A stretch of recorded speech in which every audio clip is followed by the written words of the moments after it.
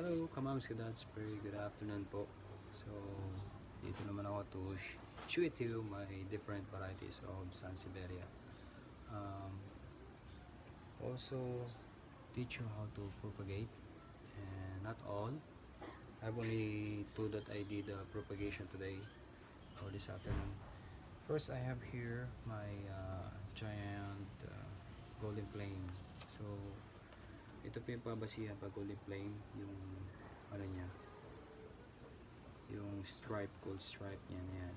Meron pa siya maliit na gold stripe in the middle, no? So, yung middle na leaves niya, hindi siya pa golden kasi nasa loob siya ng sala ko. Medyo may 2 months na. Nilalabas ko na siya to catch the sunlight. Nakuha siya ng sunlight lang. Pero maganda po siya pang indoor. Pwede rin po siyang sa sala, sa kwarto, sa bathroom. So sa bathroom medyo moisty, di ba? Moisty, and then hot and cold. So okay lang po. So makaka-survive po siya doon sa loob. This is a nice Sansevieria kasi tawag nito. They can survive outdoor and indoor. And indoor po, bali tawag nito. Tawag niyan. They are good catcher of the radiation. Tapos yung mga bad energy, so they can give can catch the bad energy and then give the good energy. Feng Shui, Chinese Feng Shui, so ginagamit nila to may mga golden stripe, ganyan, no? So yan ang ginagamit nila sa mga, kita nyo sa mga business establishment, pero ganito. So pasensya na po sa nag-extra ingay, muffler na yan. So yun, merong isa nasa likod ko, yung espada na mahaba, yun ay tinatawag na Laurente. So isang puno niya, isang puno lang to, may siyam na dahon. Yan. Similarity siya sa giant golden flame ko, pero yan, siya ay yung ito yung Laurente, no? Aba, ganda niya, gandang pambungad. Yan. So binibenta ko to siya 500, including the cylindrical pot, yung cement na mayroong black color and white spotted.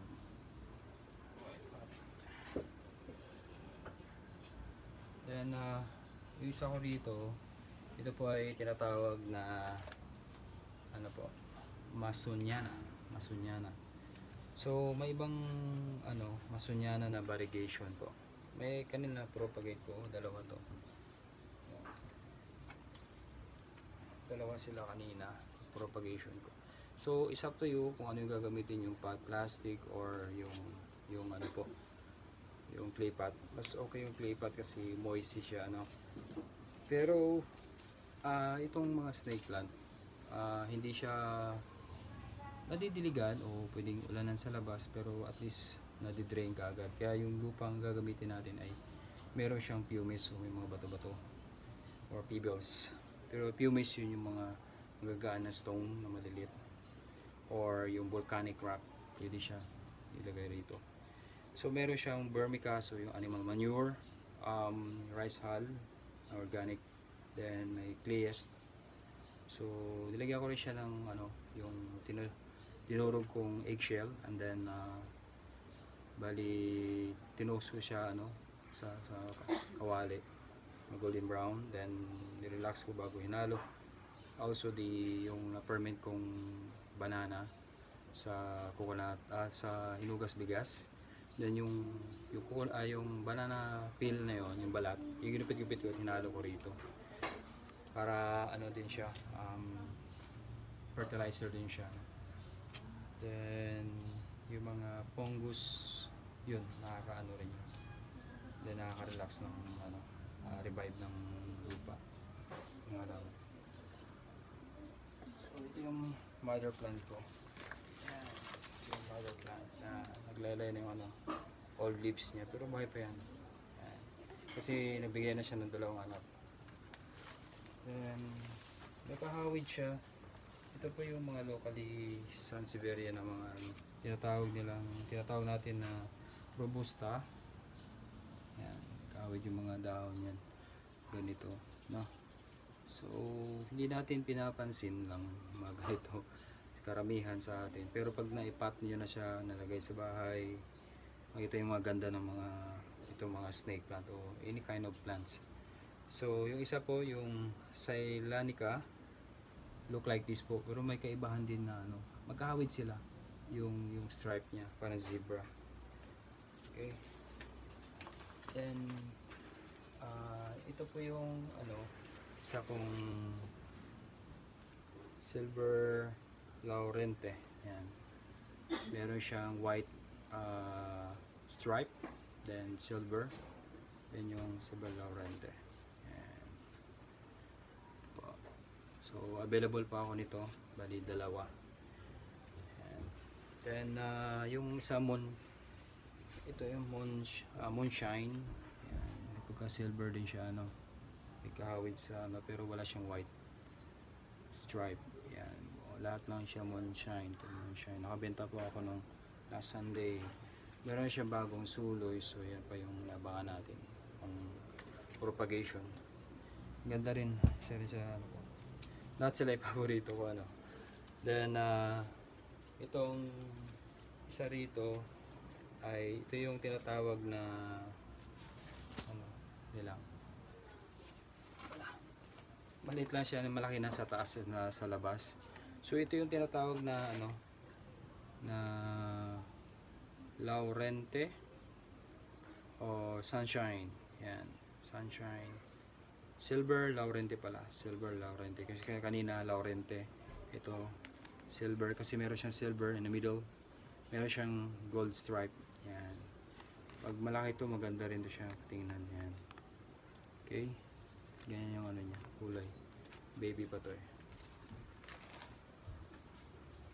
Then ano po, ito yung tinatawag natin na ano, yung Kerki bar, Sansevieria. And then ito yung pulchra krypton or sa metallic silver. So may pagka-firm yung ano niya, yung leaves niya, no, tigas. So maliit lang siya. Pag malaki ito, ang ganda tingnan. Ito, malaki na yung dahon niya. So ito lang yung na-purchase ko. Pinaparami ko pa ito din. So not available na. Yan, mga collection ko. Ang ganda niyan. Okay. Ganito yung totoong ano niya, kulay. Yan. Pagka brown. Ito yung baby leaves niya. And ano po, meron tayong ano dito, mga ibang collection ng dwarf. Ito yun naman yung whale paint, yung ano ng whale, parang palikpik niya. Ayan, may anak na siya, isa, dalawa.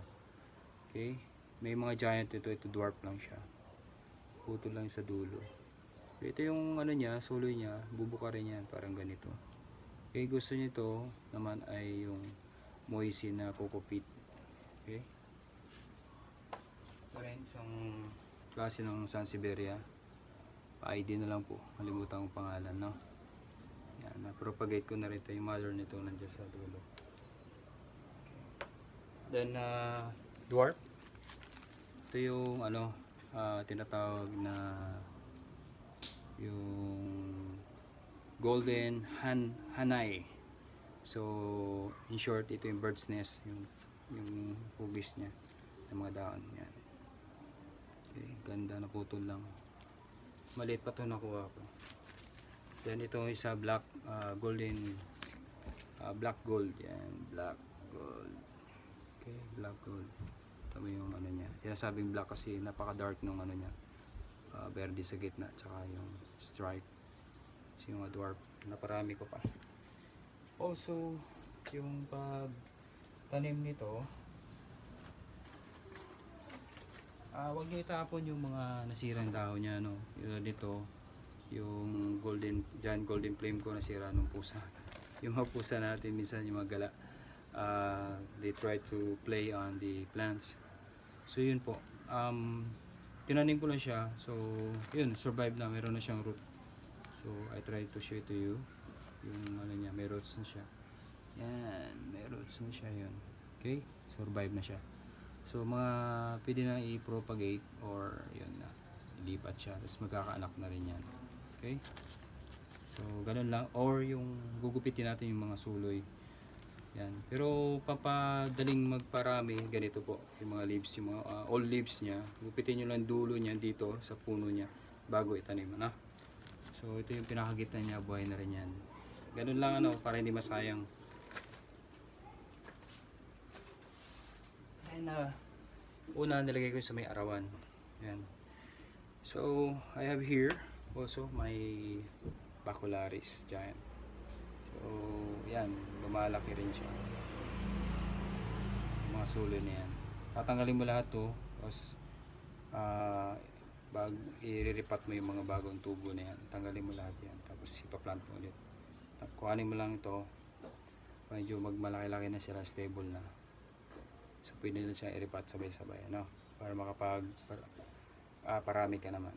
Yan. Ito yung personal ko rin. Okay. So, ang ano lang po, yun lang po ang ano, ang pag-alaga ng mga Sansevieria. Yung pwede silang outdoor, pwede siyang indoor. So once in a while, pag indoor nyo, pwede siyang ilabas din pag nangailangan ng araw. Makita nyo naman sa dahon nila, ano. So nagbeberde yung mga tulad ng mga golden